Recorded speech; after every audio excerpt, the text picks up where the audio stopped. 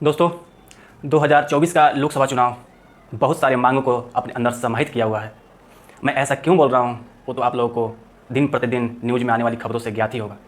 जब से लोकसभा का चुनाव का रिजल्ट आया, हमारी बीजेपी सरकार पूर्ण बहुमत में अपनी सरकार नहीं बना पाई, क्योंकि 400 के पार नारा देने वाली बीजेपी 240 सीटों पर सिमट गई और गठबंधन एनडीए की सरकार बनी है। हमारे भारत में एनडीए की सरकार बनी, गठबंधन की सरकार, जिसमें दो मुख्य चेहरे उभर कर सामने आए। एक बिहार के मुख्यमंत्री नीतीश कुमार, दूसरा आंध्र प्रदेश के नौ निर्वाचित मुख्यमंत्री, वहाँ के जो मुख्यमंत्री हैं चंद्रबाबू नायडू। ये दोनों चेहरे केंद्र में आजकल चमक रहे हैं। क्यों चमक रहे हैं भाई? चमकने का दो कारण है। पहला कि बीजेपी अगर पूर्ण बहुमत में आती, अगर गठबंधन की सरकार भी होती, अगर एनडीए की सरकार में बीजेपी को पूर्ण बहुमत मिलता तो ये दोनों चेहरे फिर धूमिल नजर आते हैं। लेकिन ऐसा नहीं हुआ। इस बार एनडीए ने जो सरकार बनाई है उसमें बीजेपी ने जो सरकार बनाई है उस सरकार में इन दोनों की भागीदारी महत्वपूर्ण हो जाती है, क्योंकि इनका जो लोकसभा चुनाव में इन्होंने जो सीट जीते हैं, इन सीटों के बदौलत ही आज केंद्र में बीजेपी की सरकार बनी हुई है। अगर ये दोनों पार्टियां अगर बीजेपी को छोड़ दे, अगर अलग पार्टी से जुड़ी जाए तो बीजेपी की सरकार मुश्किल हो जाएगी केंद्र में रुक पाना, गिर सकती है, बदल सकती है, स्थिति कोई और हो जाएगी। हो सकता है कांग्रेस की सरकार बन जाए, या हो सकता है कि फिर री इलेक्शन हो, किसी की सरकार ना बने। ऐसी स्थितियाँ पैदा हो सकती है। इसलिए मैं बोल रहा हूँ कि बहुत सारे मुद्दे चर्चा का विषय बने हुए हैं। क्या बीजेपी 5 साल तक टिक पाएगी? क्या जो नीतीश कुमार और चंद्रबाबू नायडू, इनकी मांगे क्या है? चुनाव से पहले और जब मंत्रिमंडल का गठन नहीं हुआ था तो बहुत सारे मुद्दे उठ के आ रहे थे कि नीतीश कुमार की अलग मांग होगी, चंद्रबाबू नायडू की अलग मांग होगी मंत्रिमंडल में, लेकिन ऐसा कुछ विशेष देखने को नहीं मिला। लेकिन कुछ मुद्दे अभी भी चर्चा के विषय में है, वो है स्पेशल कैटेगरी स्टेटस। बिहार सालों से जो बिहार विशेष राज्य के दर्जा का मांग कर रहा है, साउथ में आंध्र प्रदेश जो विशेष राज्य के दर्जा का सालों से मांग कर रहा है, अब ये दो मुद्दे उभर कर सामने आए हुए हैं। जैसे ही इन दोनों नेताओं के गठबंधन से बीजेपी की सरकार बनी है, वैसे ही दोनों मुद्दे उभर कर सामने आ गए कि क्या नीतीश कुमार ये बात रखेंगे केंद्र में, मंत्रिमंडल में, जो मंत्रिमंडल की बैठक होगी तो क्या उसमें नीतीश कुमार ये बात रखेंगे सरकार के समक्ष कि विशेष राज्य का दर्जा सरकार को, बिहार को मिलना चाहिए। वहाँ चंद्रबाबू नायडू भी सदियों से मांग कर रहे हैं कि बिहार को मिलना चाहिए। साथ साथ में आंध्र प्रदेश भी अपना मांग रख रहा है। ऐसा नहीं है कि सिर्फ बिहार ही आंध्र प्रदेश ही मांग कर रहा है, मांग तो राजस्थान भी कर रहा है। ऐसा नहीं है, मांग राजस्थान भी कर रहा है, लेकिन इन बिहार और आंध्र प्रदेश चर्चा में है क्योंकि नीतीश कुमार और चंद्रबाबू नायडू के गठबंधन की वजह से ही आज बीजेपी केंद्र में बैठी हुई है। तो हम सोचेंगे क्या, मतलब दिमाग में जहन में एक बात आई कि स्पेशल कैटेगरी स्टेटस देने में दिक्कत क्या है। आखिर केंद्र सरकार बिहार को स्पेशल जो विशिष्ट राज्य की दर्जा क्यों नहीं देना चाहती? दे दे, क्या दिक्कत हो जाएगी इससे? आंध्र प्रदेश को भी दे दे, दिक्कत देने में नहीं है। दिक्कत यह है कि अगर बीजेपी सरकार या कोई भी केंद्र में गवर्नमेंट में, इससे पहले कांग्रेस भी थी, उस टाइम भी मांगे उठी, बिहार को विशेष राज्य का दर्जा नहीं मिला और वर्तमान समय भी अभी तक बिहार को विशेष राज्य का दर्जा नहीं मिला हुआ है। तो आइए हम लोग समझेंगे कि भारत में क्या इससे पहले किसी राज्य को विशेष राज्य का दर्जा दिया गया है? ये मुद्दा उठ के आती है। हाँ, बिल्कुल दिया गया है। हमारे भारत में जो नॉर्थ ईस्ट के राज्य हैं, आंध्र प्रदेश, मणिपुर, आसाम, जो मिजोरम, त्रिपुरा, मेघालय, सिक्किम, जो नॉर्थ ईस्टर्न हमारे जो राज्य हैं, इनको विशेष राज्य का दर्जा मिला हुआ है। साथ साथ में अगर हम लोग देखें तो उत्तराखंड को मिला हुआ है, हिमाचल प्रदेश को मिला हुआ है विशेष राज्य का दर्जा, तेलंगाना को भी मिला हुआ है विशेष राज्य का दर्जा। वर्तमान में कुल 11 ऐसे राज्य हैं भारत में जिनको विशेष राज्य का दर्जा दिया गया है। और जम्मू कश्मीर को भी विशेष राज्य का दर्जा था, लेकिन जो 2019 में जो एक्ट पारित हुआ, उस एक्ट के तहत, जिसमें 370 को हटाया गया था, और उसके तहत ही विशेष राज्य का दर्जा को जम्मू कश्मीर से वापस ले लिया गया कि नहीं, अब तुमको विशेष राज्य का दर्जा नहीं मिलेगा। तो अगर हम बात करते हैं कि इन राज्यों को जो विशेष राज्य का दर्जा दिया है, किस आधार पर दिया गया, कोई ना कोई डायमेंशन होगा। जो डायमेंशन बिहार या जो आंध्र प्रदेश है फुलफिल नहीं कर पा रहे हैं, जिनकी वजह से इनको दर्जा नहीं मिल पा रहा है। बात को समझिए थोड़ा गौर से, क्या कारण है कि इन राज्यों को विशेष राज्य का दर्जा दिया गया है और बिहार जैसे राज्य जो सदियों से डिमांड कर रहे हैं कि हमको मिलना चाहिए विशेष राज्य का दर्जा, और अभी तक नहीं दिया गया। हम बात करते हैं 1969 में 5वें वित्त आयोग का गठन किया गया। महावीर स्वामी वित्त आयोग के आयुक्त नियुक्त हुए और उन्होंने कुछ परामर्श दिया कि किस राज्य को विशेष राज्य की दर्जा देना चाहिए, क्योंकि आज़ादी के बाद हमारे राज्य बहुत पिछड़े हुए थे, देश भी पिछड़ा हुआ था, लोगों की खाने के लिए समस्याएं हो रही थी, संसाधन ऐसे बिखरे पड़े हुए थे। तो था कि नहीं, कुछ राज्यों को केंद्र सरकार सपोर्ट करके उन राज्यों को जो गरीबी, भुखमरी, जो पिछड़ापन है उनको वहाँ से दूर कराया जाए, तभी हम अपने राज्य के, अपने देश का अच्छे से और एक तरीका से क्रमबद्ध हम विकास कर सकते हैं। तो जो 1969 में जो 5वें वित्त आयोग का गठन हुआ और महावीर स्वामी ने रिपोर्ट प्रस्तुत की, उसमें कुछ उन्होंने पॉइंट दिए कि किन आधारों पर विशेष राज्य का दर्जा दिया जा सकता है और देना चाहिए।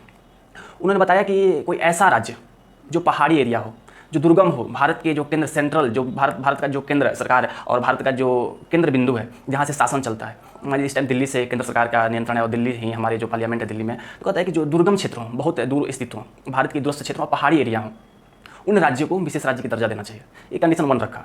दूसरा रखा कि वैसे एरिया जो दुर्गम हो, पहाड़ी क्षेत्रों में हो, पहाड़ हो, झील हो, नदी हो, दुर्गम क्षेत्र में हो, वहाँ पे जनजातीय आबादी अधिक होना चाहिए। जनजाति जो हमारे समाज से कटे हुए हैं, हमारी परंपराओं से कटे हुए हैं, सरकार का उन पर नियंत्रण नहीं है, क्योंकि वो अपना कल्चर, अपना ही ज़िंदगी अलग तरीके से जीते हैं। और उनमें हमारा गवर्नमेंट इंटरफेयर भी नहीं करता। तो कुछ ऐसे राज्य हैं, ऐसे जो राज्य हैं जो इन स्थितियों से गुजर रहे हैं, उनको दे देना चाहिए। इनका दूसरा पॉइंट था। तीसरा था कि वहाँ पे जो जनसंख्या का घनत्व होना चाहिए, कम होना चाहिए।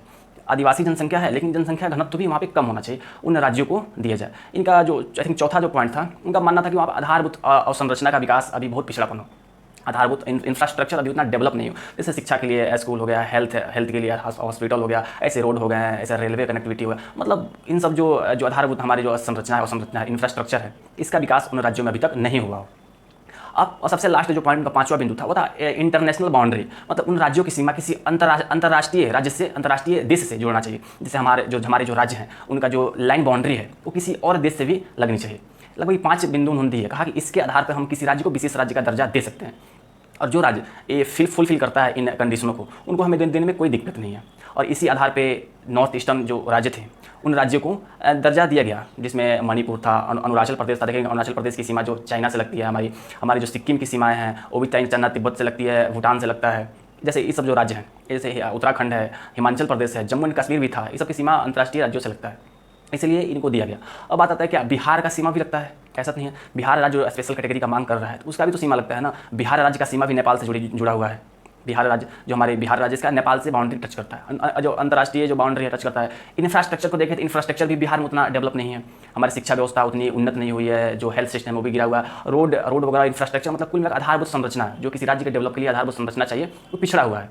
ऐसी स्थिति में हमारी जो बिहार है तो उसको भी तो मिलना चाहिए भाई, ऐसा तो नहीं है कि उसको नहीं मिलना चाहिए। बिहार में कुछ मात्रा में आदिवासी आबादी पाया जाता है, आदिवासी भी हैं, लोगों की जीवन स्तर गिरा हुआ है। हमारे बिहार में हाल ही में एक सर्वे आया था, एक रिपोर्ट आया, बताया गया था कि बिहार के प्रति व्यक्ति आय लगभग 60,000 है, मतलब एक व्यक्ति एक साल में लगभग 60,000 रुपये कमा रहा है, जो काफ़ी कम है। इतना में जीवन यापन करना संभव है? बिहार में मात्र 10% शहरीकरण और औद्योगिकरण हुआ है। हमारे बिहार में उद्योगों का अभाव है, शहरीकरण भी ठीक से नहीं हुआ है, पिछड़ापन है बिहार तो पिछड़ा तो है ही।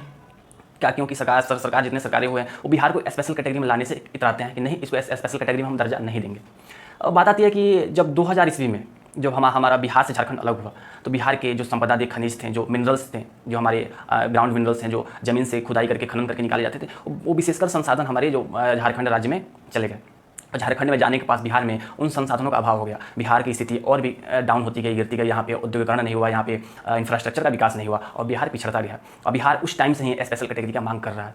अब मुद्दा ये आता है कि बिहार को स्पेशल कैटेगरी का दर्जा मिलने से फायदा क्या है? आखिर जो बिहार राज्य है इतना स्पेशल कैटेगरी विशेष राज्य के दर्जा का मांग क्यों कर रहा है? इसका भी कारण है, क्योंकि देखिए 2 तरह की योजनाएं होती है, एक होती है सेंट्रल स्पॉन्सर्ड स्कीम, एक होता है सेंट्रल सेक्टर स्कीम। अब ध्यान समझिए, एक होता है एक ऐसी योजनाएं होती है जो केंद्र सरकार लाती है और उसमें 100% पैसे केंद्र सरकार खर्चा करती है और उसका इंप्लीमेंट राज्यों को बोलती है कि राज्य सरकार से ये काम आप करो और यहाँ पे जितने पैसे खर्चा होगा वो हम देंगे 100%। इसको सेंट्रल सेक्टर स्कीम कहते हैं, जो केंद्र सरकार की स्कीम है, केंद्र सरकार पैसे लाती है और राज्यों को देती है तुम काम करो।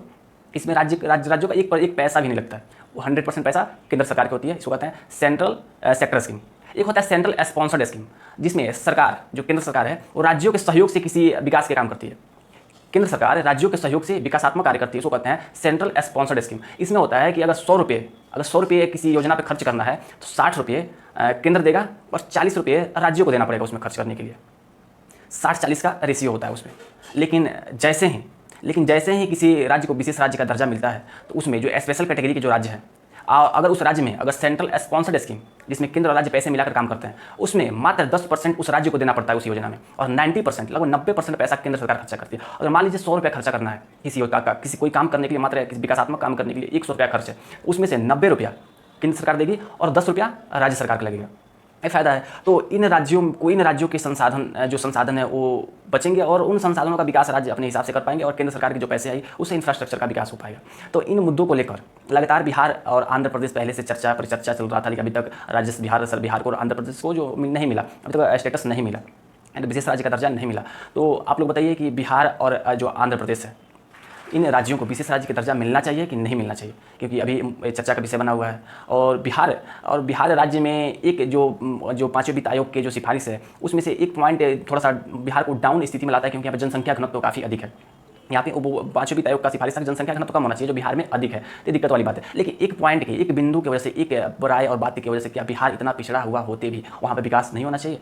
नहीं, मैं चाहता हूँ कि आप लोग भी समर्थन करें और सब कोई मिलकर ये सोच सरकार को परामर्श दे और अपने बातों को रखें ताकि बिहार को विशेष राज्य का दर्जा मिले। और बिहार जो पिछड़ा हुआ है, यहाँ पे शिक्षा व्यवस्था, जो हॉस्पिटल, जो हमारे रोड्स वगैरह हैं, सबका अच्छे से डेवलपमेंट हो, हर घर पानी की व्यवस्था हो, सिंचाई की व्यवस्था, जैसे किसानों के लिए भी इंफ्रास्ट्रक्चर उपलब्ध हो और बिहार का संपूर्ण विकास हो सके। तो बिहार को स्पेशल राज्य का दर्जा मिलना चाहिए और मैं चाहूँगा कि आप लोग भी पूरा समर्थन करें। और चलिए इस वीडियो में इतना ही, फिर मैं मिलता हूँ किसी और वीडियो में, किसी और मुद्दे पे आप लोगों से चर्चा परिचर्चा होगी। नमस्कार।